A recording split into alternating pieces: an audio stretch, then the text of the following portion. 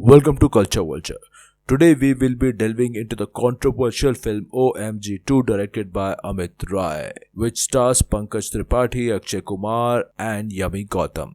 This film ignited considerable controversy due to its choice of subject matter, which is the lack of sex education in our schools. The film revolves around a man's fight to get an apology from the school after the school expels his son for masturbating in the school toilet. While the film is commendable for tackling such an essential and often neglected topic, there are aspects of its approach that merit scrutiny. In this analysis, we will delve into the controversy and examine the film's treatment of sex education, its portrayal of self pleasure, and its perception of sex as a scientific endeavor. One of the problematic aspects of the film is its equation of the Kama Sutra with sex education. The film portrays this ancient Indian text as a manual for sex education. However, this interpretation is somewhat flawed. The Kama Sutra primarily emphasizes the pursuit of pleasure rather than serving as a practical guide for sexual education. Authored many centuries ago, it celebrated sensuality and human desire, encompassing various aspects of relationships and pleasure beyond sexual techniques. The film's attempt to align the Kama Sutra with sex education risk oversimplifying the ancient text and imposing a Western framework on it. This reductionist view is reminiscent of how earlier British explorers misconceived Indian culture and tradition through a narrow lens, largely missing the holistic context of the Kama Sutra. Masturbation as a medical problem. In OMG 2, the son of our protagonist Kanti Sharan gets caught self-pleasuring himself in the video. The film frames this act as a medical problem, suggesting that the boy's actions stem from ignorance about sex rather than an attempt to seek pleasure. Many teenagers and adults alike masturbate not because they lack sexual knowledge but because they simply seek pleasure.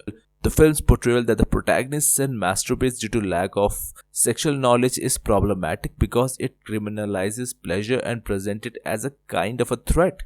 When certain pleasures like masturbation are tabooed, there's a higher likelihood that people, particularly teenagers, will indulge even more in it out of sheer curiosity.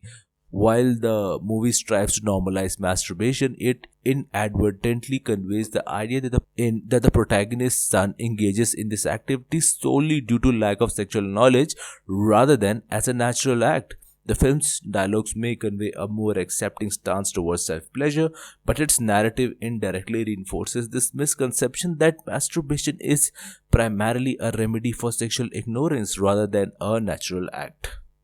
Viewing sex as science. The protagonist of the film, Kanti Sharan, repeatedly emphasizes the dire need for sex education in school, a sentiment I wholeheartedly agree with.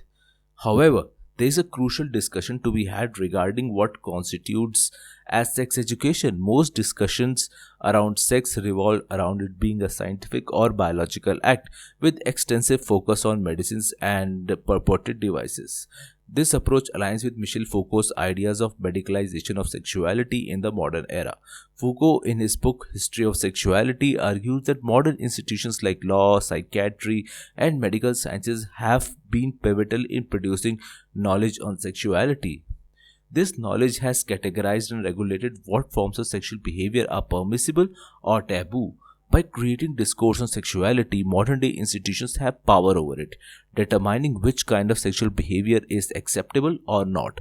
The film highlights the pervasive medicalization and legalization of sexuality as it revolves around discussions of medicine and artificial devices rather than emphasizing the emotional and psychological dimension of intimate relationships. Even the main plot of the movie unfolds in court, suggesting that the judiciary has a say in what forms of enjoyment one can indulge in or not. In the pre modern era, the issue of sexuality was relegated to one's private matter, and the state had no say in it. However, in the modern era, it's as if the state has a monopoly over what kind of pleasure one can have and what kind of pleasure one cannot. Reduction of pleasure to sex. Foucault argues that in the modern era, pleasure has been narrowed down to mere sexual gratification. He challenges the concept of sexuality itself, arguing that it has been constructed through discourses and that modern day institutions have connected certain sexual behavior to particular identities. This reduction of pleasure to sex is evident in the film's preoccupation with medical and biological aspects of sexual activity. In conclusion, the film OMG 2 addresses the crucial subject of sex education but largely interprets it from a Western perspective. It overlooks essential questions about pleasure which are integral to Eastern discourses on sexuality. The distinction between Western and Eastern approaches lie in the emphasis on the impulse that generates desire rather than the mere biological act of intercourse. Eastern sexual manuals mainly focus on the correlation between the sexual impulse and its expression in various forms.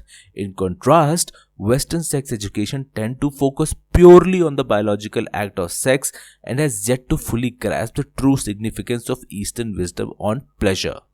OMG 2 ignorantly pursues the crucial subject of sex education and addresses it in a similar way that a Western educated mind would. The film has questionable interpretation of the Kama Sutra, the portrayal of self-pleasure, and the reduction of sex to a scientific act. While the movie's intent to initiate conversation about sex is commendable, but the makers need to self-examine their own stance on sex. Anyway, that's it for today. Do let me know what you think in the comment section. Thanks for watching, guys. Bye bye.